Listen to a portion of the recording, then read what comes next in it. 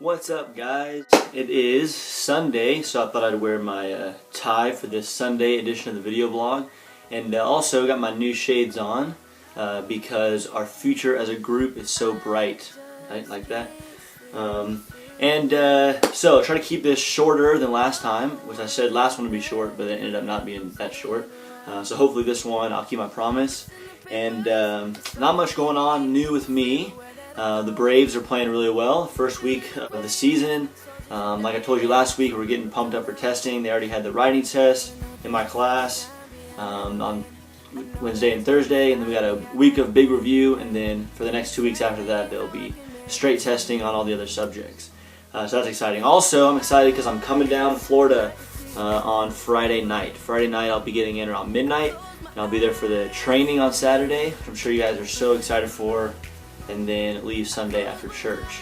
So I'll be getting down there this weekend while you guys are at banquet, which leads me to the next segment, which is preparing you guys for banquet. Based on my experiences, 3 years doing 6 different banquets, I wanted to give you guys a little bit of advice going into banquet week. For you girls, here's some advice based on personal experience.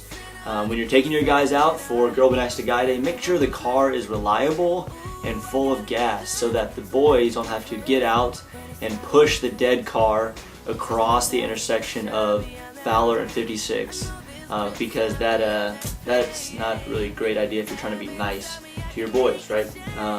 For you boys, for Will and for Bryce, if your girl takes you to a movie on Girl Be Nice to Guy Day, it's probably not a good idea to fall asleep during the movie and be asleep when the movie ends. That even if you really are tired, that doesn't really look good. It's not really that considerate to the girl that took you out. So that's just some of my advice based on personal experience.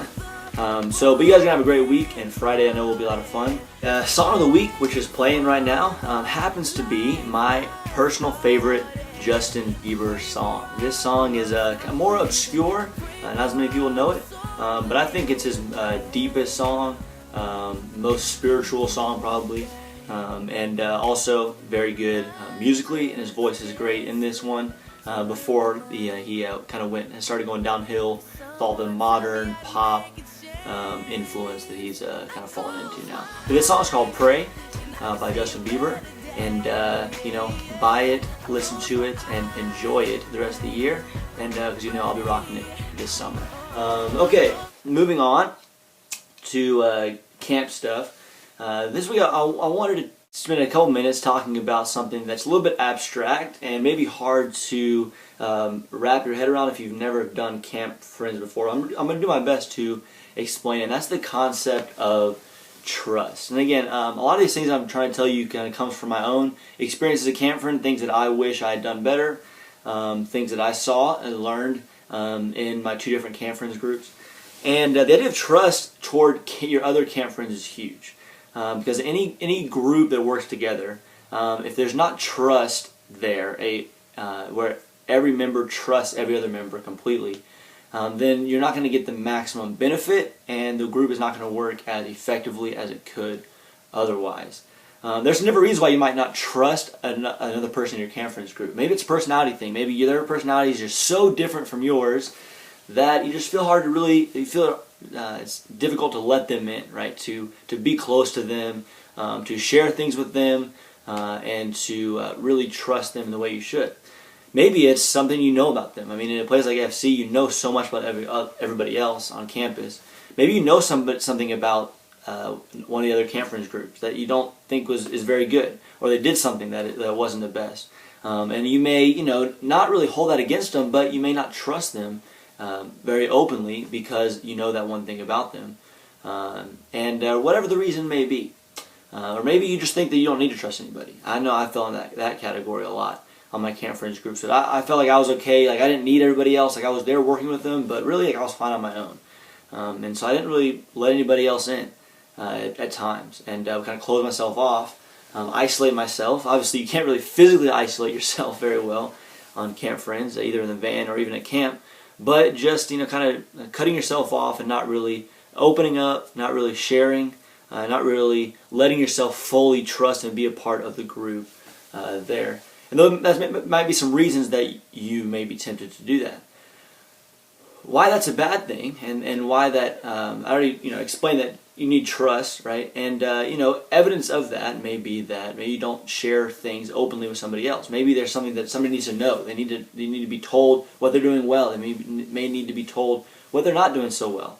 But since you don't trust them, you're not going to be willing to tell them that, and so they're not going to get any better, and there will be no growth in that area. Also, at camps, whether it's on the trip, something you're going on in your life, or at camp, something going on at the actual camp, there are going to be very hard things that go on this summer. There's going to be difficult challenges to overcome, again, either personally or at the camp. And if you can't trust the people you're around, then you're going to be on your own dealing with that. And it's going to be a lot harder to deal with whatever challenges if you don't let other people in to help you deal with those. And if you don't talk about your challenges, don't talk about your difficulties with other people in your group, who else are you going to talk to? Especially at camp. I mean, maybe you can talk to the people on the phone during the week, but still, that's not going to be a ton of time.